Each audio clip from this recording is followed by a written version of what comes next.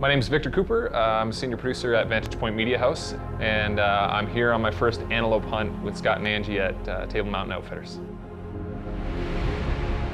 I actually wasn't really sure what to be ready for. I've seen the show, but it's not the same as being here. So we got up early, still dark, got in the truck with TJ, he was our guide for the day, and when we got down there, it was just perfect. It was a tiny little water hole, but it was just so scenic. There was hills on both sides, the sun was just rising, and so we got into our blind and got situated, and it did get pretty hot before we saw any big shooter bucks, but we had one buck come in from, we watched him coming from probably 600 or 700 yards. He was an awesome buck. It was just too good, everything was perfect. He was coming in straight. He came trotting in and he stalled out at about 67 yards, I think is what we yarded him at. And we never got him any closer than that. And eventually he did take off after about an hour of teasing us. Closest he ever got was 63 yards.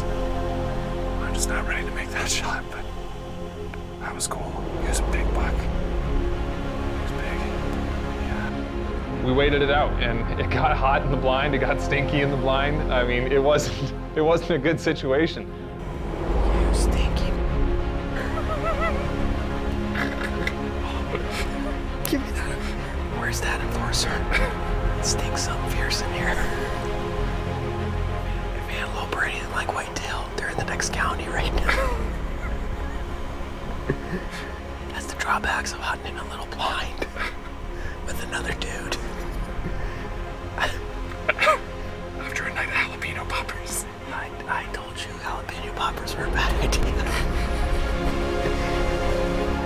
It got to the point where it was hot enough to kind of like lower your spirits a little bit, where you're just like, we're never gonna see another antelope again. You know, you look out and you can see for 3 miles in every direction and you're like, there's no antelope, so we're just never gonna see one. It's like, let's call it a day.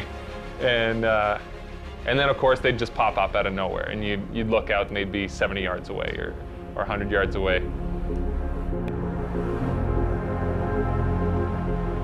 So we look up, there's a herd of them coming in. There's a bunch of does and a couple real tiny bucks, and then one that was, I'm embarrassed to say I wanted to shoot him, because he was pretty small. But I was getting tired. I thought about it for a long time, and Nick was beside me, and he was good. He said, you know, man, I'll be excited for you no matter what you shoot, but we've got time. You know, you can still hunt tomorrow, you can hunt the next day if you want to. And so I kind of got to the point where I was like, okay, maybe you're right. And I was still mulling it over in my head when Nick looked out the back window and he was like, dude, bigger buck coming in. And sure enough, this old buck comes around the corner. It's really, really wide and bladed right out, like super thin tips of his horns. And right away I was like, okay, yeah, this is awesome. It wasn't a question on this buck. And so I thought, all right, I'm gonna take him. If he comes into 40 yards, I'll take him. And he was sitting at about probably 60 for a little while. And he was a little nervous. He wasn't as nervous as the first buck, and so that made me feel a little better. And then, you know, a couple of does came in, and so he's like, okay, maybe I'll make my move in. And so he came in to about 40. And I was like, okay, I'm gonna take him. And again, Nick, good guy that he is, he was like, I think he's gonna come closer. And so I was like, oh, I'll wait again. And so sure enough, he came down to about 32 yards and went to put his head in the watering hole. And I was like, this is perfect. So he goes, he puts his head in the watering hole. I get to full draw. I'm like, are you ready? Just as I'm dropping my pin down to him, a fawn comes in and walks behind him.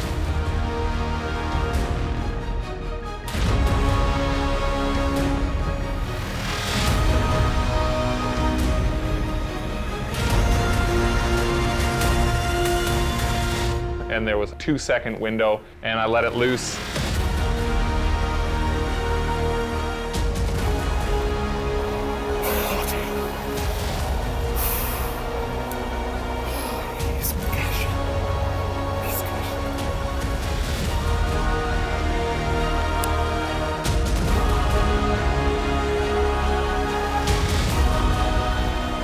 Oh, he's down. He's down. Yes, man, yes.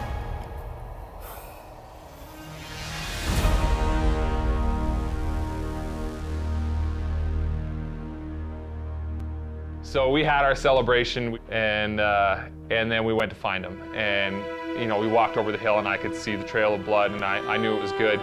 And as I crested the hill, I just like my face lit up, and my feet picked up, and I ran to him. I was just like, this is perfect. This is exactly the scene I wanted. And I got over there, and he was even cooler up close. You know, he had a lot of really cool character and really gnarly horns. You know, they kind of twisted at the top, and there was little bumps on them, and his cutters were really cool. So, you know, we got our pictures, and TJ came and helped us, you know, get him ready and clean him out. And as we were cleaning him out, TJ reassured me that he was really old and said he might be the oldest buck that he's ever seen.